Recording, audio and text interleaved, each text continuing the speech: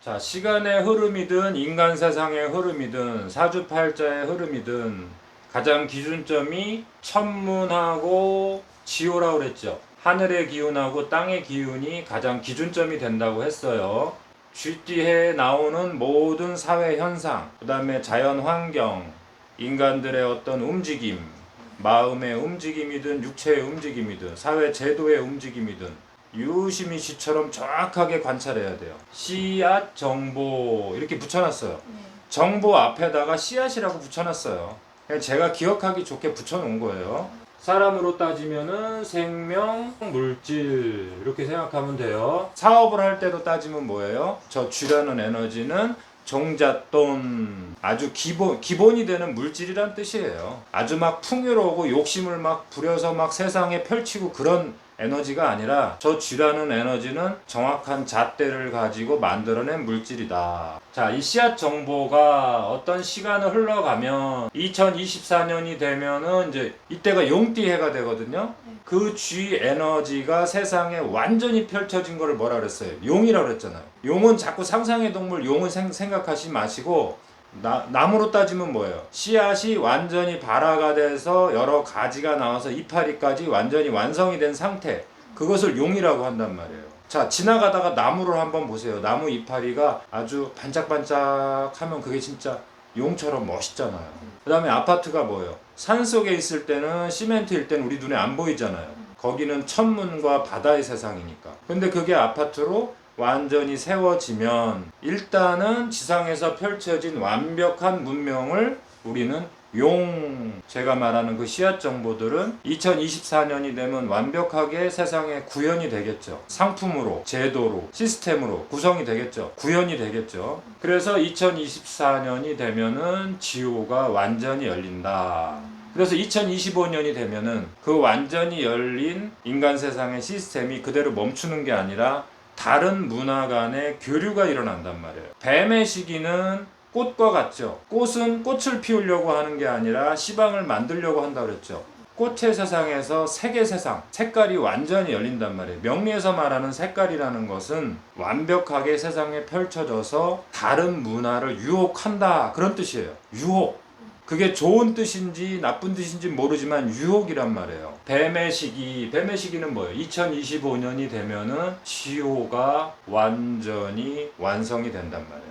그 문화 접촉의 결과물이 닭의 해가 되면은 금융 상품 이런 시스템으로 완성이 된단 말이에요. 그러면 닭띠의 해 모든 완성된 그러한 문화 시스템, 문명 시스템이 영원할 것처럼 보이잖아요. 그러나 제가 천문이 열리는 개띠 해에는 2018년이 최근에 개띠 해였잖아요. 그때 천문이 열렸잖아요.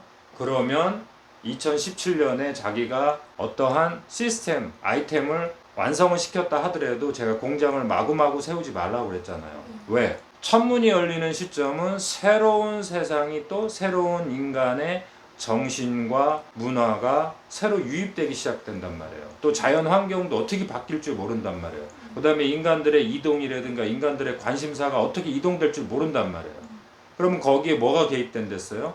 정치 이념이 개입이 되고 종교 이념이 개입이 된다 그랬죠. 그러한 세상을 움직이는 가장 큰 힘, 그것이 정치 이념과 법, 그 다음에 생명, 물질, 자연 환경. 근데 명리학을 공부하시든 아니면 세상 사람들을 상담하시는 일을 하든 아니면 세상을 이끌어 가시는 분, 지도자나 리더나 CEO나 이런 분들은 세상의 흐름의 에너지를 약간 엿보면 좋아요.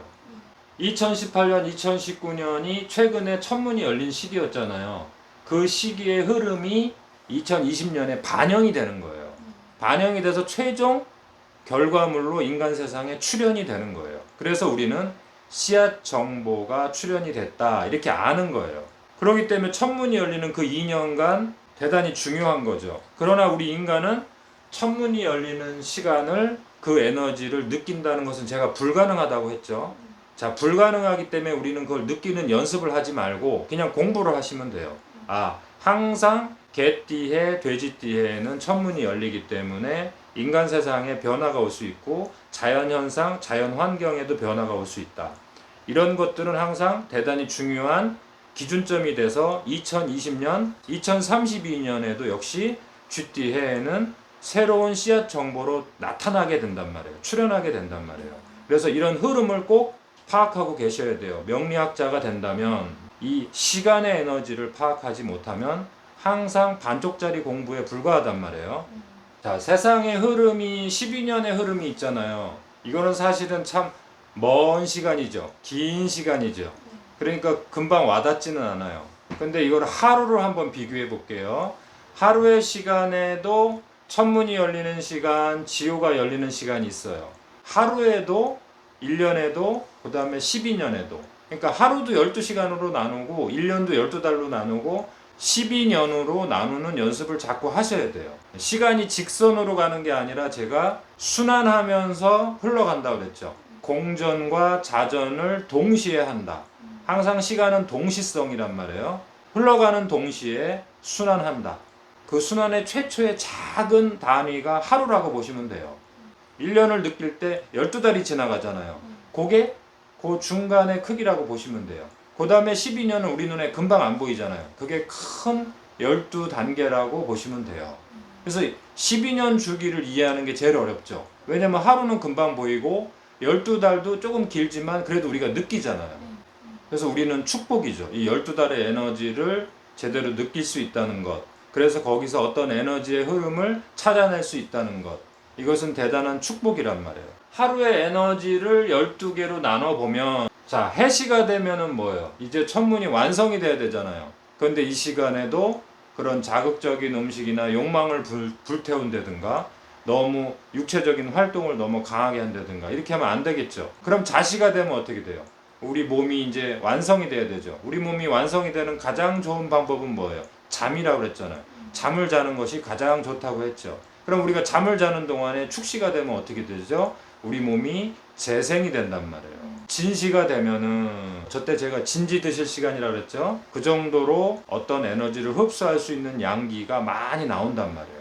그래서 진시와 사시가 되면은 활발하게 활동을 하잖아요. 얼굴색도 좋아지고 예뻐지고. 그러니까 하루에도 이렇게 에너지가 흘러가고 있단 말이에요. 그런 것처럼 12달, 1년 12달도 이런 흐름으로 흘러가고 있고 12년의 흐름도 이렇게 흘러가지만 우린 12년의 흐름은 일반인들은 전혀 이 공부를 안 하신 분들은 전혀 몰라요. 최소한 우리가 이 공부를 했으니까 앞으로 세상을 살아가는데 마구마구 살아가지 말고 어떤 규칙성을 갖고 기준점을 갖고 살아간다. 근데 그 기준점은 어디다? 2020년 쥐띠해가 출발점이다. 그러니까 2020년을 어떻게 보내야 돼요? 공부하고 자기의 자료를 업그레이드하고 제가 쥐는 무조건 자료라고 그랬잖아요. 생명 물질이라고 했잖아요. 그러면 자기 육체의 생명 물질을 완벽하게 만들어 놔야 되겠죠. 운동과 음식을 통해서 또 생활을 통해서 자기가 향후 12년에 활동할 생명 물질 완벽하게 만들어 놓으셔야 돼요. 자, 12띠를 공부하는 사람은 이 정도는 해내셔야 돼요. 그래야지 12띠를 이렇게 어렵게 공부하는 우리가 그 정도를 해내야 된단 말이에요. 그냥 띠 무슨 띠랑 무슨 띠랑 잘 맞는데 무슨 띠랑 무슨 띠랑 상극이래 무슨 띠랑 무슨 띠랑 무조건 합의되니까 싸우지도 않는데 이런 식으로 공부하지 말고 좀 수준을 높여서 그 또 내용을 알고 제가 그 내용을 다 얘기해 드릴 거잖아요. 그러니까 내용도 제대로 공부하고 사람도 제대로 이해하고 사람을 공격하기 위해서 쓰면 안 돼요. 사람을 탓하기 위해서 쓰면 안 돼요.